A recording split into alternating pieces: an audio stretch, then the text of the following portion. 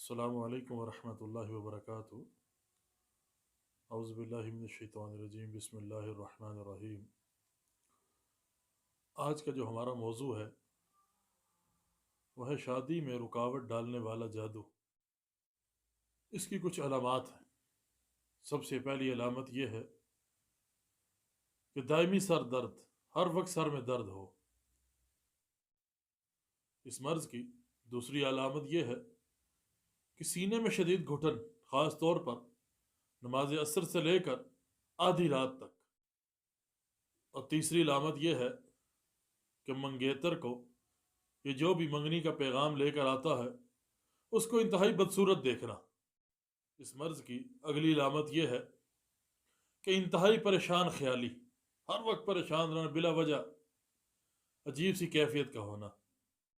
اسی طرح نیند کے دوران انتہائی گھبراہٹ، اور اس کے علامات میں سے ایک علامت یہ ہے معدے میں شدید درد کا ہونا۔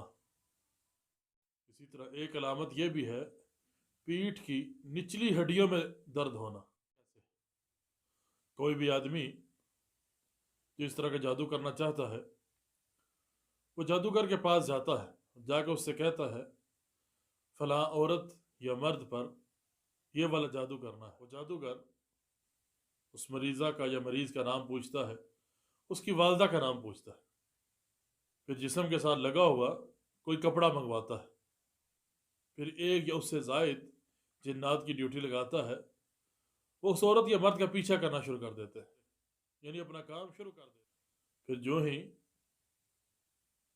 منگنی کا پیغام لے کر جو بھی آتا ہے، جس گھر میں آیا ہوتا ہے مرد یا عورت کے، اس کو آنے والا انتہائی برا لگتا ہے، یہ سارا کام جنات کر رہے ہوتے ہیں۔ اگر جنات اس مرد یا عورت میں جس کی شادی کرنا مقصود ہوتی ہے اس میں داخل ہو سکیں تو اندر داخل ہو کے کام کرتے، اور اگر داخل نہ ہو سکے تو باہر بیٹھ کر یہی کام کرتے۔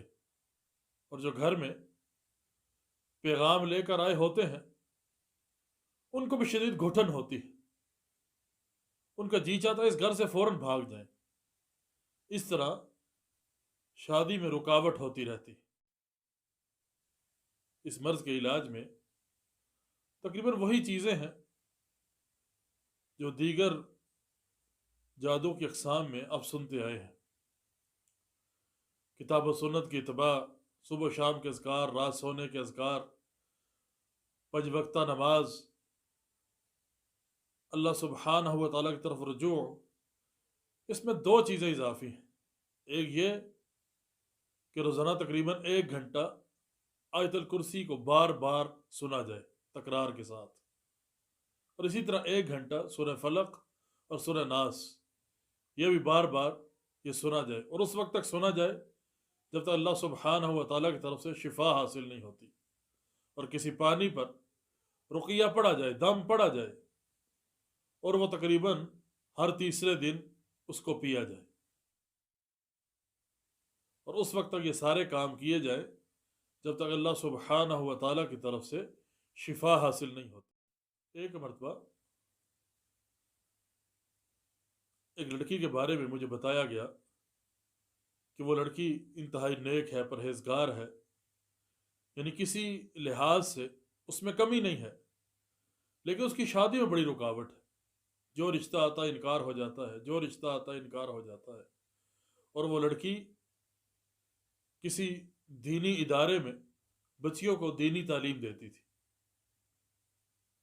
تو میں نے، جس نے مجھے خبر دی، میں نے صرف چند چیزیں بتائیں، اس میں خاص طور پر یہ سورہ فلق اور سورہ ناس، میں نے کہا جب بھی رشتے والے آئیں یا جائیں تو آپ نے کثرت کے ساتھ سورہ فلق اور سورہ ناس کی تلاوت کرنی ہے، اور رات کو کم از کم 100 مرتبہ سورہ فلق اور سورہ ناس یہ پڑھنی ہے، یہ پڑھے بغیر نہیں سونا۔ باقی سارے اذکار وغیرہ اللہ کی توفیق سے وہ پہلے سے بچی کرتی تھی۔ تو تقریباً 1 مہینہ بھی نہیں گزرا، اللہ سبحانہ و تعالیٰ کی طرف سے جہاں وہ اور اس کے گھر والے چاہتے تھے اپنے رشتہ داروں میں، جو بہت پہلے رشتے کا انکار ہو چکا تھا، 1 مہینے کے اندر ہی بات چیت چل پڑی، اور وہیں الحمدللہ اس بچی کی شادی ہوگی، جہاں اس کے گھر والے اور وہ خود چاہتی تھی، صرف اس میں رکاوٹ تھی جو اللہ سبحانہ و تعالیٰ کی طرف سے یہ علاج کرنے کی وجہ سے دور ہو گئی۔ تو اس لیے اگر کسی بھائی یا بہن میں یہ مسئلہ ہو تو اس کو چاہیے اللہ سبحانہ و تعالیٰ کی طرف رجوع کرے اور اس علاج کا اہتمام کرے۔ اللہ سبحانہ و تعالیٰ تمام مریضوں کو شفائے کاملہ عاجلہ نافع عطا فرمائے، اور یہ جو بیماریاں ہیں ان کے گناہوں کا کفارہ بنا دے۔ آمین یا رب۔